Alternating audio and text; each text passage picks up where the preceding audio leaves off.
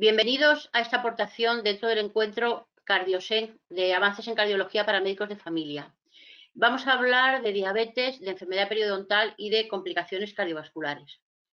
Me voy a presentar, soy Inmaculada Parrilla Salas, médico de familia del Centro de Salud Rafael Alberti, que está en Vallecas, en Madrid. Yo os voy a hablar de la relación entre diabetes y enfermedades periodontales. De diabetes poco os voy a contar que vosotros no conozcáis, así que voy a dar unas pequeñas nociones sobre enfermedad periodontal. ¿Qué es la enfermedad periodontal? Pues esto, una pieza dentaria sufre un daño, se inflama la encía, se inflama más y la pieza dental se pierde. Ahora lo vamos a explicar un poquito más específicamente. Las enfermedades periodontales son patologías inflamatorias crónicas que están causadas por las bacterias de los biofilms bacterianos dentales, lo que llamamos placa dental, y que afectan a los tejidos periodontales. Podemos fundamentalmente hablar de dos: la gingivitis, que es una inflamación superficial, que si no se trata puede progresar a periodontitis, en la cual el proceso infeccioso ya causa destrucción de los tejidos de soporte del diente y puede llevar a movilidad y pérdida dentaria. Esta infección produce una respuesta inmunoinflamatoria en los tejidos periodontales y para eso se requiere un huésped susceptible. Tiene una alta prevalencia y su importancia radica no solo en los efectos locales como la pérdida de los dientes, sino también en sus efectos sistémicos. Tenemos aquí una gráfica que nos hace un modelo de cómo aparecen estas enfermedades periodontales. Hay una agresión bacteriana dentro del tejido periodontal, una respuesta inmunoinflamatoria del huésped, afecta al metabolismo de los tejidos óseo y conectivo y aparecen unos signos clínicos de inicio y progresión. Todo esto enmarcado con unos factores de riesgo ambientales y adquiridos, que ya hablaremos después, el tabaco, la falta de higiene, y unos factores de riesgo genéticos. Siempre tiene que haber un huésped susceptible. Esto es un esquema muy sencillo de lo que es una gingivitis y de lo que es una periodontitis. Veis que la diferencia está en la profundidad del surco periodontal. Esto se mide con una sonda periodontal, que es ese instrumento metálico que veis en la imagen de abajo, que está calibrado para medir la profundidad del surco. La profundidad del surco periodontal es la distancia entre el margen gingival y la base del surco. Los dentistas meten por ahí la sonda y miden los centímetros que hay de profundidad. Se puede considerar normal entre 1 y 3 milímetros si no aparece inflamación clínica.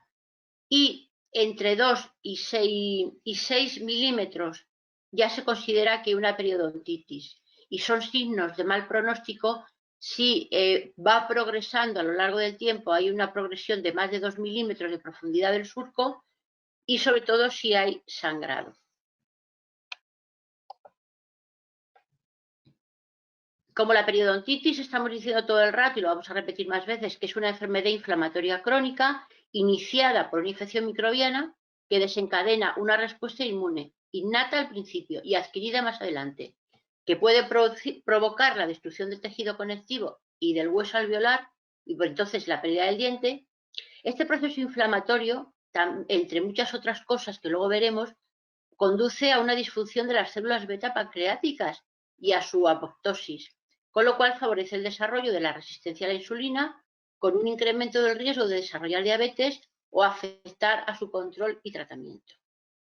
Hay estudios epidemiológicos que relacionan la pérdida de inserción dental con un incremento de los niveles de hemoglobina glicosilada, de forma que cada milímetro adicional de sondaje periodontal correspondería con un incremento del nivel de hemoglobina glicosilada de un 0,13%.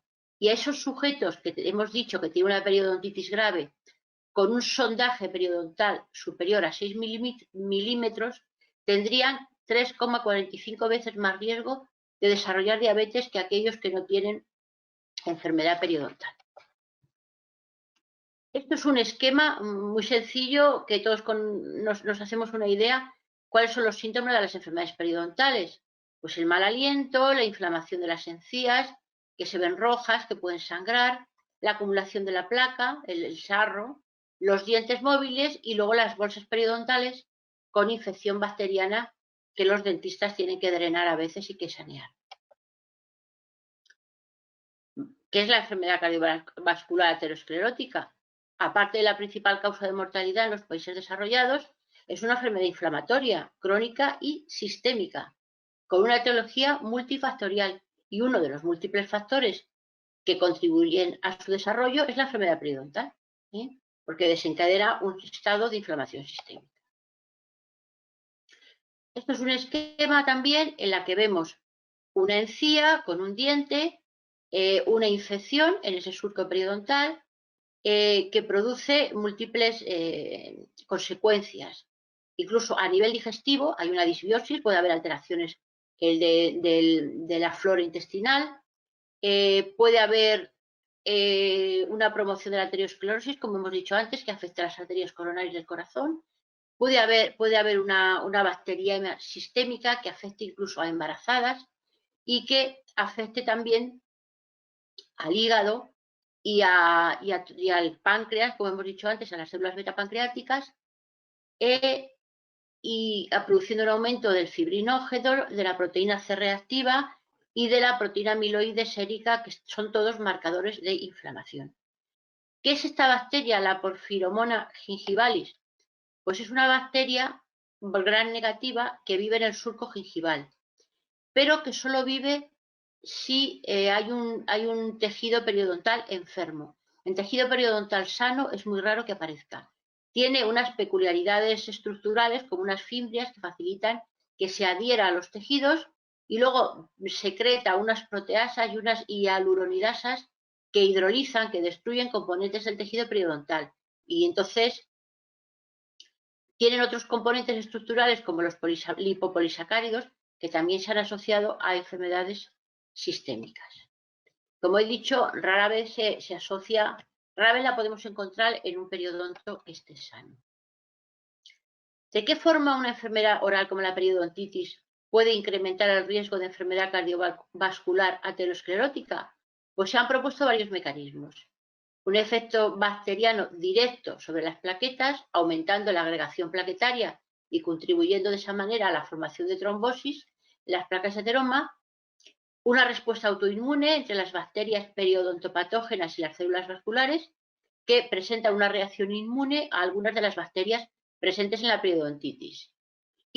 O bien la invasión de estas bacterias periodontopatógenas en las células endoteliales y macrófagos, donde activan diversos mecanismos que favorecen la invasión y la ruptura de una placa de ateroma.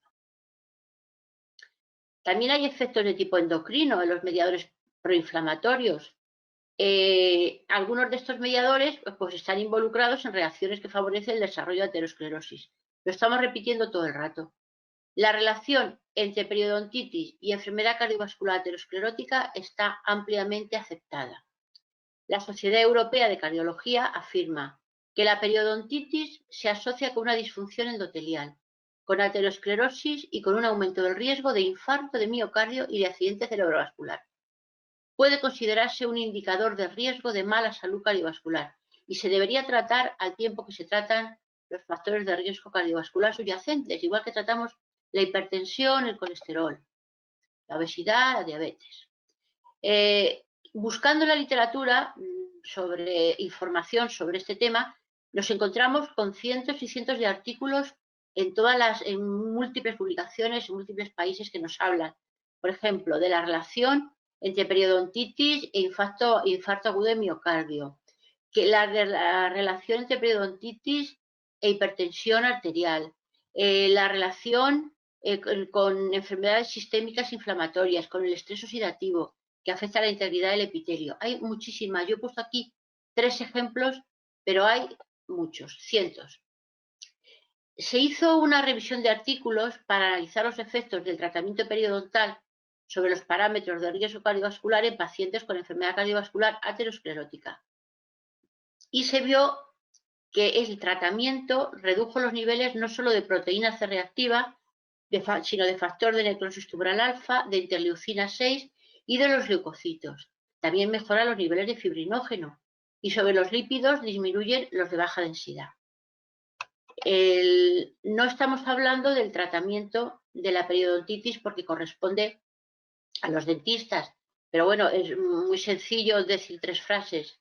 Primero, la higiene bucal extrema. Segundo, los dentistas pueden hacer las limpiezas que ellos hacen. Casi siempre, en caso de periodontitis, hay que utilizar un tratamiento antibiótico. Ellos a veces, a la vez que miden el surco periodontal, cogen muestras de ese saco periodontal para hacer un cultivo y ver qué bacterias son las que están ahí y qué antibiótico es el que va mejor. Y luego, pues en algunos casos, como cuando se forman quistes grandes o se mueve la pieza dentaria, pues hay que extraer la pieza dentaria y drenar ese quiste, esa bolsa. Enfermedad periodontal y diabetes. Son enfermedades crónicas y complejas, con una relación bidireccional muy establecida. Si hay un mal control de diabetes, hay un aumento de la prevalencia y la gravedad de la periodontitis. Y por otro lado, la periodontitis severa se asocia con mal control de la glucemia. Se consideran las enfermedades periodontales y especialmente la periodontitis la 6ª complicación de la diabetes, después de la hipertensión, el accidente cerebrovascular, la enfermedad coronaria, la enfermedad renal y la retinopatía. Y la salud bucodental debería ser uno de los puntos claves en las revisiones sistemáticas de los pacientes diabéticos. ¿Qué efectos, siguiendo con los efectos de las enfermedades periodontales sobre la diabetes? Hay un estudio que se publicó en la revista Clinical Oral Investigation en febrero del 2019, que lo he traído aquí a colación porque se hizo en una muestra de población española y que puso de manifiesto la relación entre periodontitis y diabetes. A los encuestados se les preguntó por su estado periodontal, evaluado por las encuestas CPI y CAL de la OMS, y se les determinó la glucosa plasmática en ayunas, los triglicéridos y el colesterol total. Un 2,2% de la población de estudio tenía diabetes y un 8,8% prediabetes. En este estudio la prediabetes no se relacionó con enfermedad periodontal, pero luego veremos que hay otros que sí. La asociación fue más fuerte de diabetes con periodontitis severa en los sujetos más jóvenes. ¿Sí? Eso como que quede como para que nos recordemos de eso. Y como resumen, los autores del estudio señalan que la periodontitis está asociada con la diabetes mellitus, al mismo tiempo tiene un efecto negativo en el control glucémico y que es importante desarrollar estrategias de diagnóstico temprano adecuadas para ambas afecciones, especialmente en hombres adultos jóvenes. Está publicado en el suplemento extraordinario de diabetes práctica que veis ahí la bibliografía. Un esquema que nos trae la periodontitis como enfermedad periodontal, el tabaco, las bacterias en las encías, la boca, el aumento de las citoquinas proinflamatorias y de las metaloproteasas. Todo esto puede producir una resistencia a la insulina y esta resistencia a la insulina llevar a diabetes. También está ahí metida la obesidad, que lleva en ambos sentidos, como factor que predispone a la diabetes o como factor consecuencia de la diabetes. Y todo esto se junta para que veáis que hay una relación bidireccional muy importante. Se asoció, y de hecho se vio que había un aumento de la hemoglobina glicosilada en personas con y sin diabetes mellitus tipo 2. O sea, personas que no están diagnosticadas de diabetes también puede producir un aumento de la hemoglobina glicosilada. En algunos estudios no se encontró evidencia en la diabetes mellitus tipo 1. Pero los pacientes tienen peor control metabólico y mayor riesgo de complicaciones, como macroalbuminuria o enfermedad renal por el aumento del grosor de la íntima media y aumento del grosor de la íntima media de la carótida. La prevalencia de la diabetes es aproximadamente de 1 de cada 11 personas. De la periodontitis, 1 de cada 2 personas a partir de los 60 años. La diabetes aumenta el riesgo de periodontitis hasta 2 o 3 veces más y la periodontitis tiene efectos adversos en el control glucémico. Si el tratamiento periodontal reduce el nivel glucémico, parece estar demostrado que mejora la hemoglobina glicosilada en un 0,4% a corto plazo. Entonces nos preguntamos, ¿reduce el riesgo de complicaciones? Pues si esta mejora de la hemoglobina glicosilada se mantiene a largo plazo, pues evidentemente puede reducir el riesgo de complicaciones. Y es fundamental la educación para mejorar la salud bucal y debe estar incluida la modificación de estilos de vida, igual que está la dieta, igual que está el ejercicio, igual que está la abstención del tabaco, igual que está todo lo que nosotros le explicamos a los pacientes. Conclusiones. La periodontitis y la diabetes son enfermedades crónicas complejas, unidas por una relación bidireccional establecida. El riesgo de sufrir periodontitis aumenta 2 o 3 veces en personas con diabetes. Los sujetos con sondajes periodontales superiores a 6 milímetros tendrán 3,45 veces más riesgo de desarrollar diabetes que aquellos que no tienen enfermedad periodontal.